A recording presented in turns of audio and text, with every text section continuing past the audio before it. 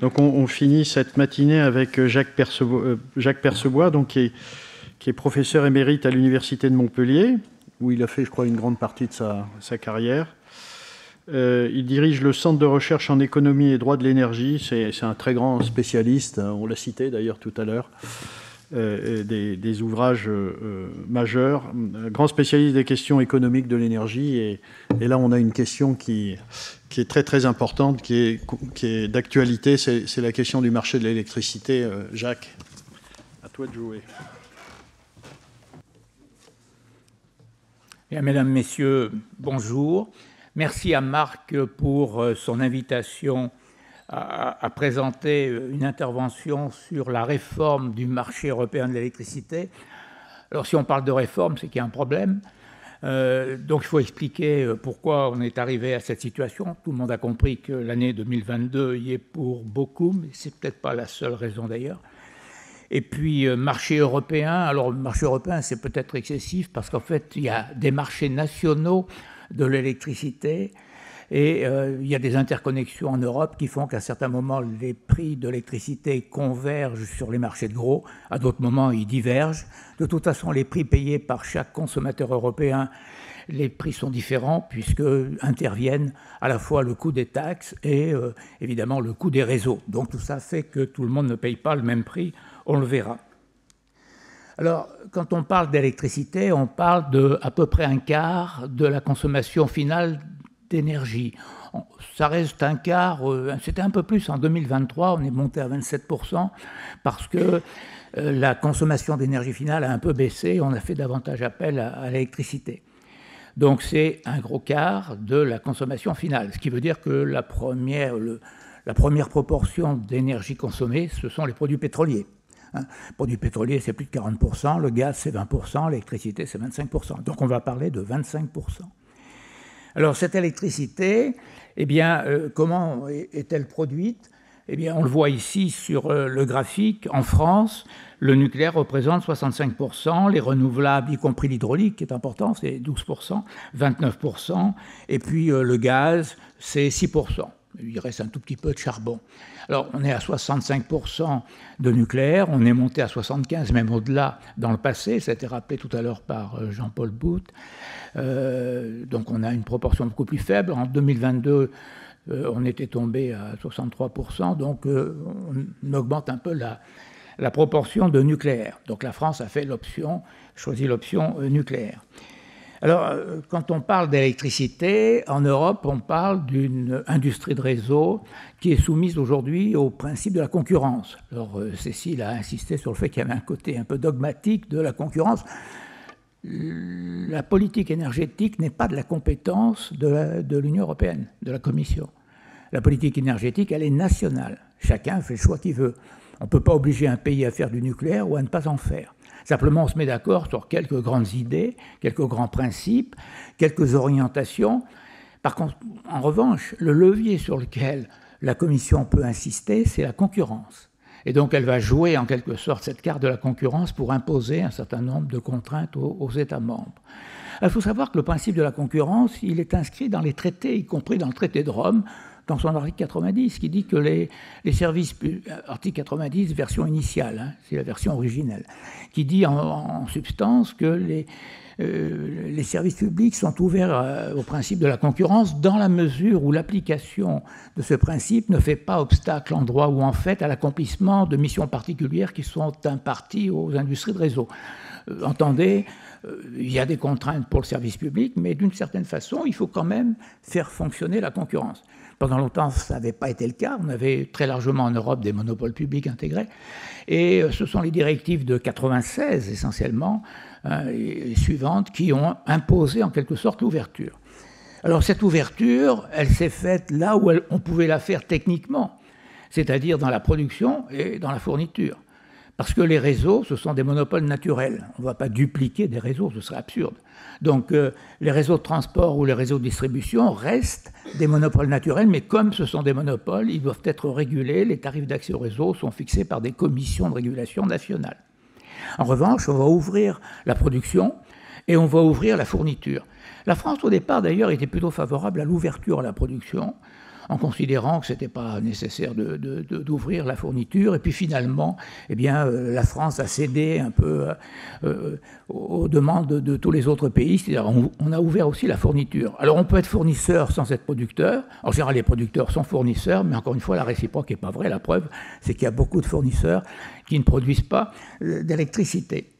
Alors, cette ouverture, elle s'explique, je ne veux pas faire un historique trop long, mais elle s'explique par le fait que eh bien, les monopoles publics ont parfois été critiqués parce que c'était juridiquement prévu dans les textes, et aussi parce qu'il y a eu du lobbying de la part d'un certain nombre de gros consommateurs qui souhaitaient pouvoir choisir leurs fournisseurs.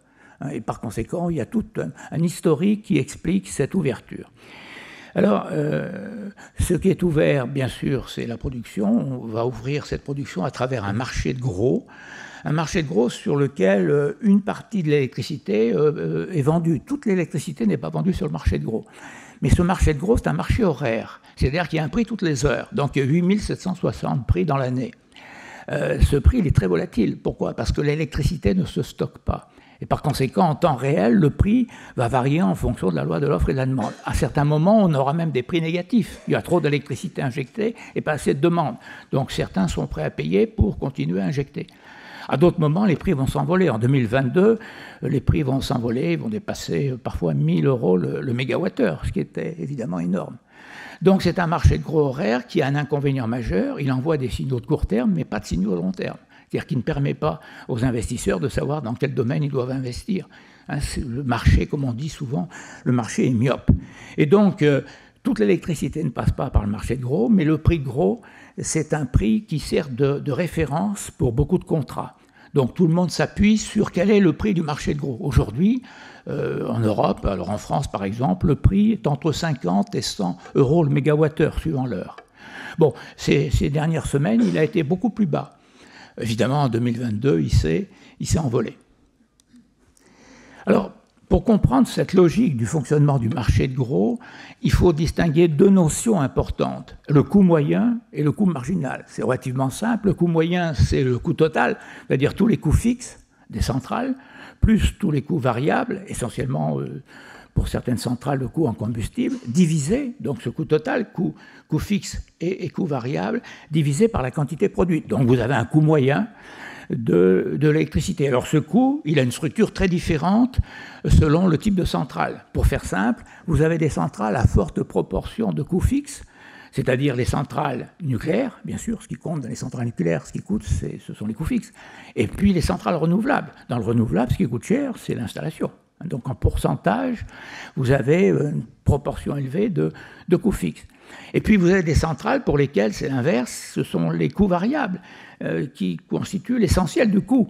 C'est le cas des centrales fossiles, des centrales qui utilisent du charbon, qui utilisent du fioul, il n'y en a plus beaucoup, ou qui utilisent du gaz, là il y en a beaucoup. Et donc ce qui coûte cher, c'est le combustible, c'est le gaz. Pour fabriquer un mégawattheure d'électricité avec une centrale à gaz, grosso modo, il faut 2 mégawattheures de gaz. Donc le prix du gaz va être déterminant.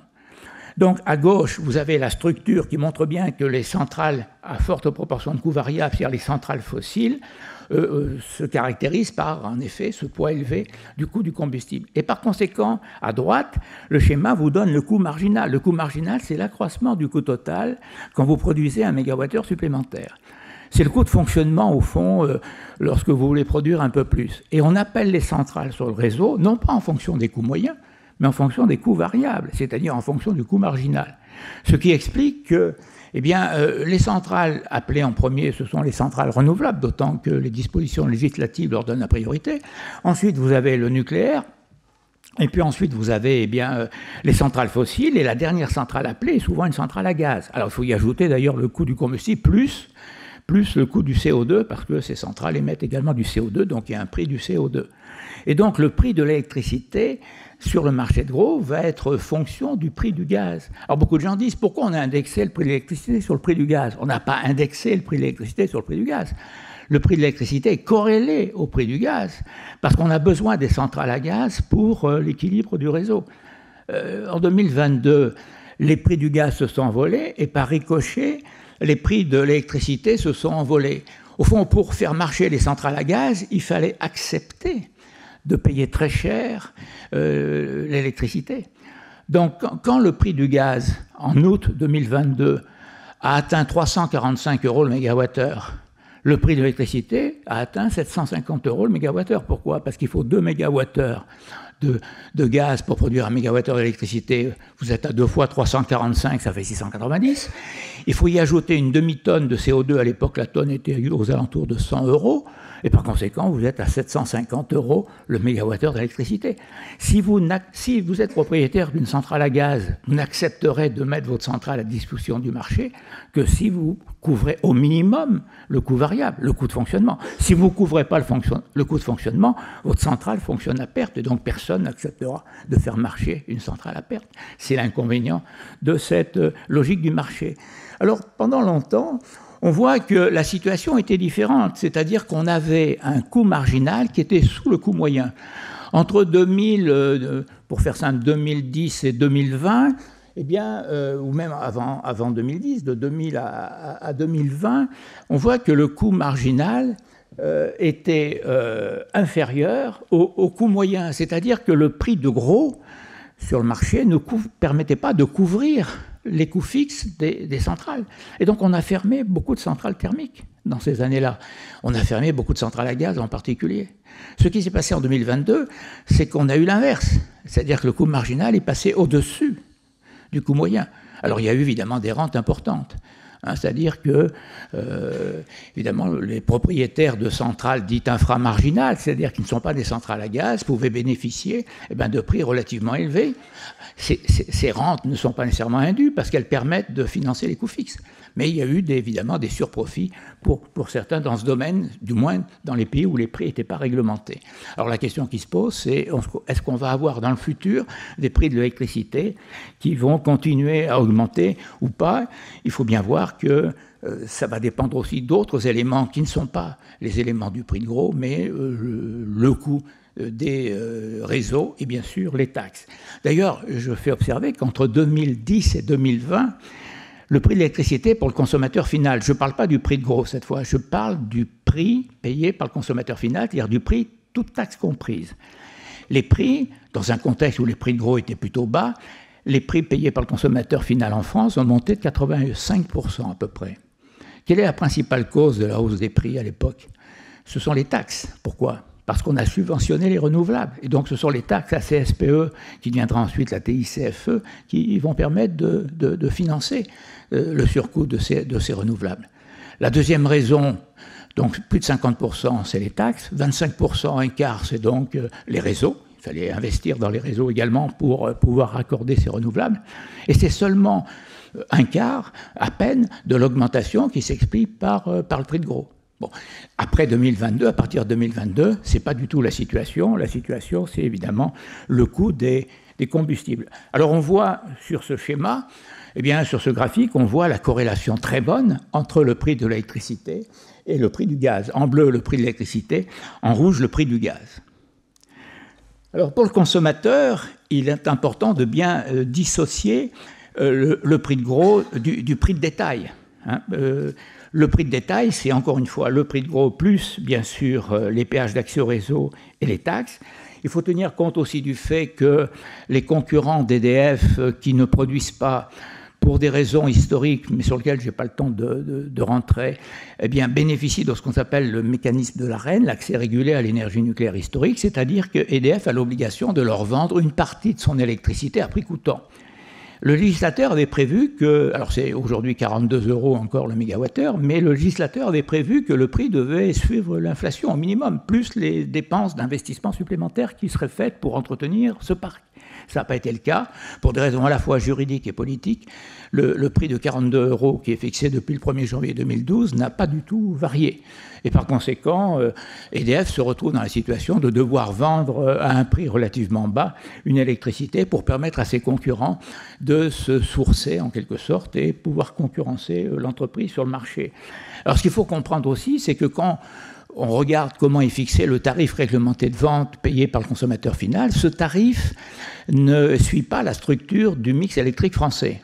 Vous seriez tenté de dire, écoutez, le mix électrique français étant à pas loin de 70% nucléaire, il est logique finalement que le coût du nucléaire représente 70%. La réponse est non, parce que la logique de la concurrence fait qu'on a introduit le principe de contestabilité du TRV, tarif réglementé de vente. C'est-à-dire que la structure du tarif réglementé de vente payé par le consommateur final, un tarif qui est fixé par l'État, pour faire simple, proposé par la commission de régulation et fixé par l'État, la structure de ce tarif est fixée et déterminée par la structure des offres de marché des concurrents d'EDF. Comme les concurrents d'EDF n'ont pas assez d'accès au nucléaire historique, ils sont obligés d'aller davantage sur le marché de gros, là où l'électricité est plus chère, et par ricochet, par effet miroir, la structure du TRV reproduit la structure des offres de marché des concurrents.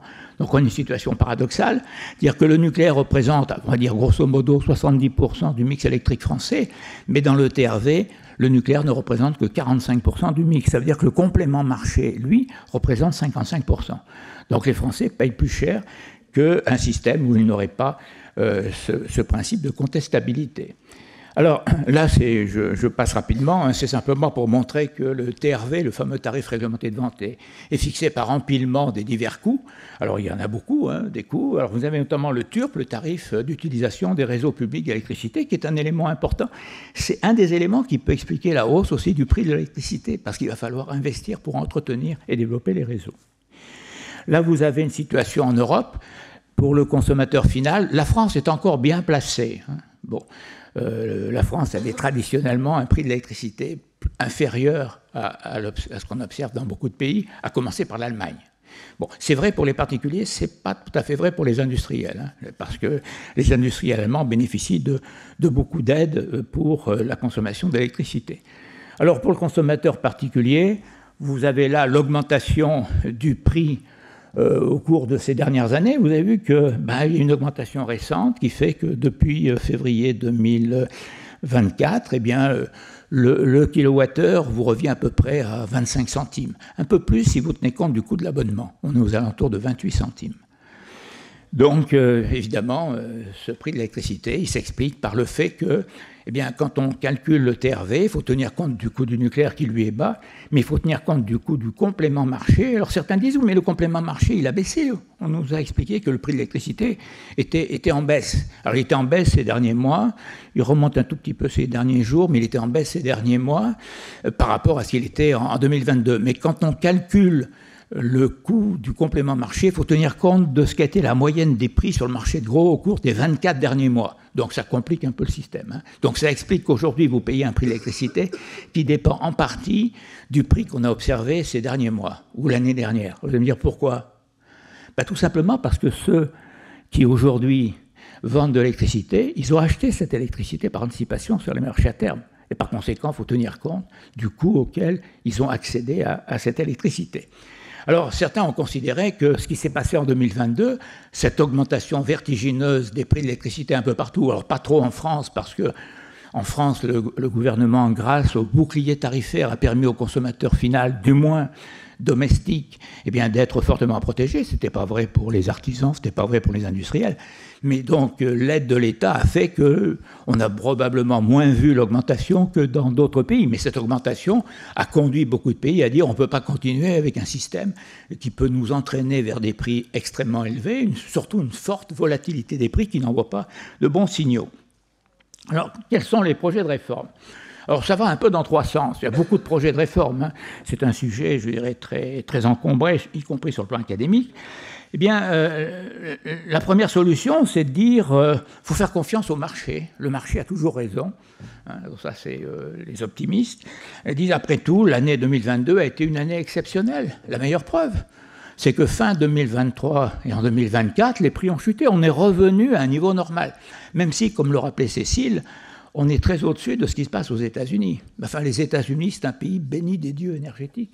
Ils ont beaucoup de gaz, ils ont beaucoup de pétrole, ils ont beaucoup de charbon bon marché, et ils ont moins de taxes, et donc le prix payé par le consommateur est beaucoup plus faible que ce qu'on observe en Europe. Mais indiscutablement, les prix ont chuté sur les marchés de gros, ont chuté en 2024, et même fin 2023 par rapport à ce qu'ils étaient en 2022. La deuxième solution, deuxième projet de réforme, c'est revenir au monopole public intégré. Alors ceux qui disent, oui, ça prouve que le marché ne fonctionne pas, il faut revenir au monopole public intégré. c'est juridiquement difficile et politiquement impossible. Il faut être réaliste. Aujourd'hui, il faudrait détricoter un nombre invraisemblable de traités. Alors certains disent qu'il faudrait peut-être revenir non pas au monopole public intégré, mais à l'acheteur unique. L'acheteur unique, c'est la compétition, l'ouverture à la concurrence qu'avait proposé la France à ses débuts en disant on ouvre la concurrence à la production, mais pas au consommateur final. La production, c'est-à-dire qu'on peut mettre en compétition plusieurs producteurs et que le meilleur gagne, mais avec des contrats sur le long terme, pas avec des contrats de court terme. Alors, ce n'est pas cette solution qui aujourd'hui semble avoir la priorité. Donc, la troisième solution, c'est celle qu'a retenue l'Europe, c'est-à-dire mise en place de garde-fous. Alors, il y a deux types de garde-fous. Ce qu'on appelle les CFD, c'est-à-dire les contrats pour différence, CFD en anglais, hein, mais c'est contrats pour différence. Et puis les PPA, là encore c'est anglais, c'est des contrats à long terme. Bon, le CFD, c'est un principe extrêmement simple. C'est-à-dire que vous avez un prix plafond et vous avez un prix plancher. Hein, c'est un peu comme dans l'agriculture pour les prix planchers. Vous avez un prix en dessous duquel, eh bien, on ne descendra pas. Et si le prix du marché de gros descend en dessous de ce prix plancher, eh bien, l'État va subventionner. Par contre, si le prix du marché de gros dépasse le prix plafond, alors à ce moment-là, eh bien, l'État va prélever la rente et la redistribuer aux consommateurs. Alors, c'est un système, je dirais, qui a ses vertus. Alors évidemment, le prix plancher peut être égal au prix plafond. Hein. On peut avoir des prix qui sont les mêmes. En général, on prévoit plutôt un corridor. C'est le système que la France a fait adopter finalement à ses partenaires, y compris pour le nucléaire historique, en disant on pourra faire ça pour le nucléaire historique. Mais paradoxalement, ce n'est pas le système vers lequel on semble s'orienter en France, parce qu'il y a eu un accord depuis entre EDF et l'État.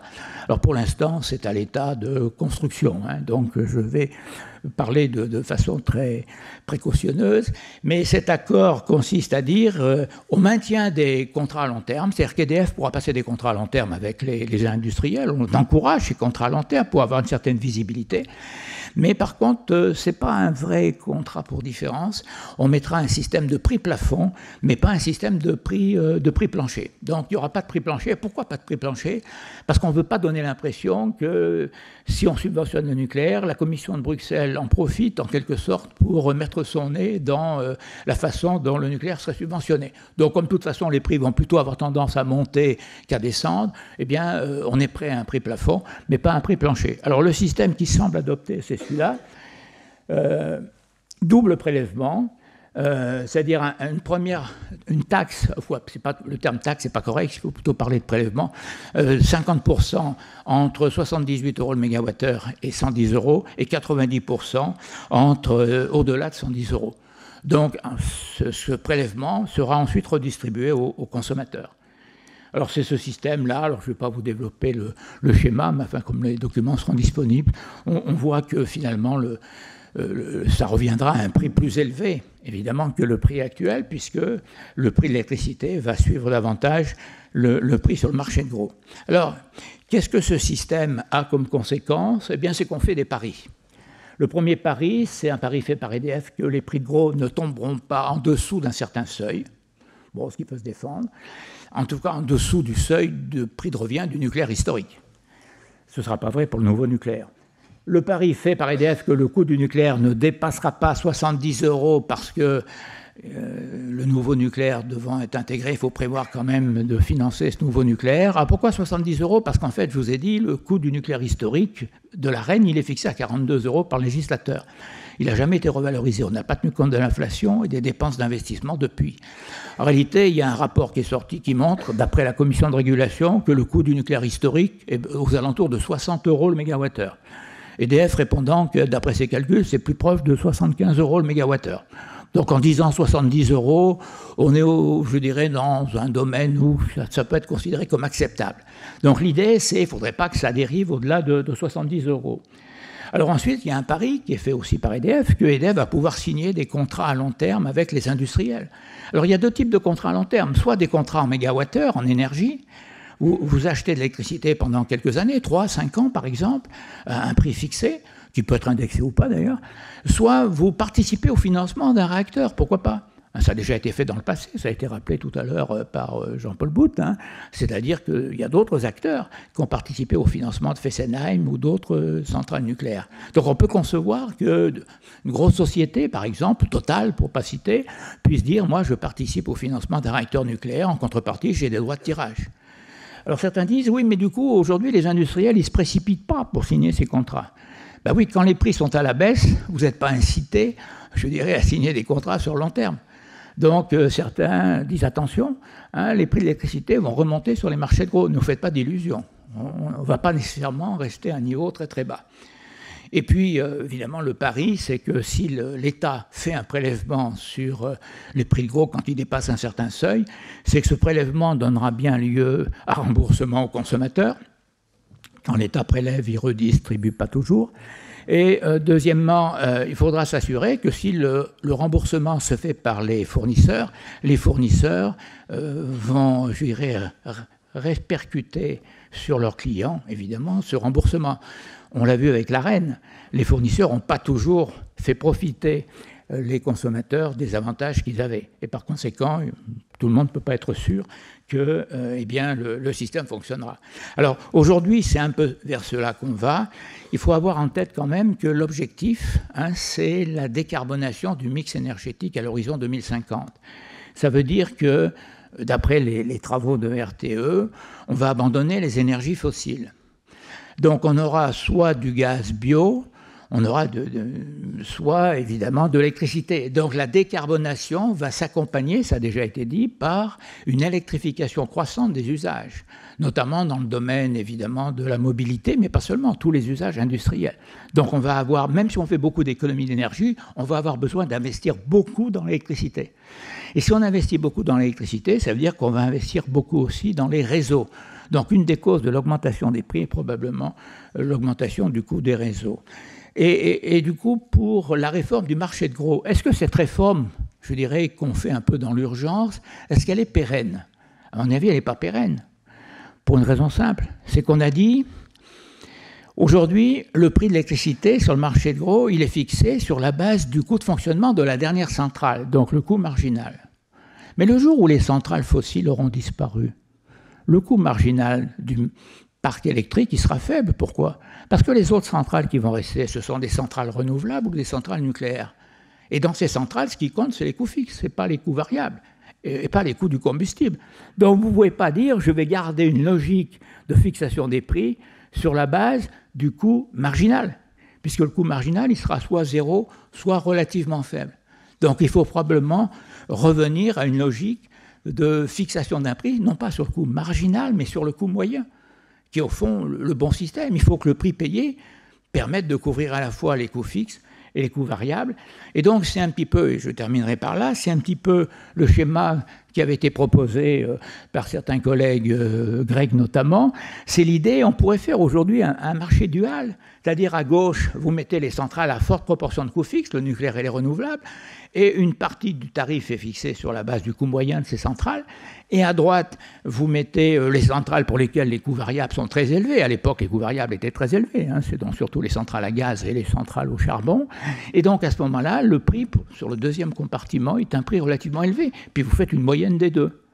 Et au fur et à mesure que les centrales fossiles vont sortir, je dirais, du mix énergétique et notamment du mix électrique, eh bien, ça veut dire que la frontière va se déplacer de la gauche vers la droite et que demain, la tarification se fera, ce qui est logique, sur la base du coût moyen. Donc, en fait, cette réforme qu'on est en train de mettre en place dans des conditions un petit peu, je dirais, précipitées parce qu'il faut faire face ou tenir compte de ce qui s'est passé en 2022, ben, cette réforme, elle n'est sûrement pas pérenne et d'autres réformes vont probablement suivre. Merci.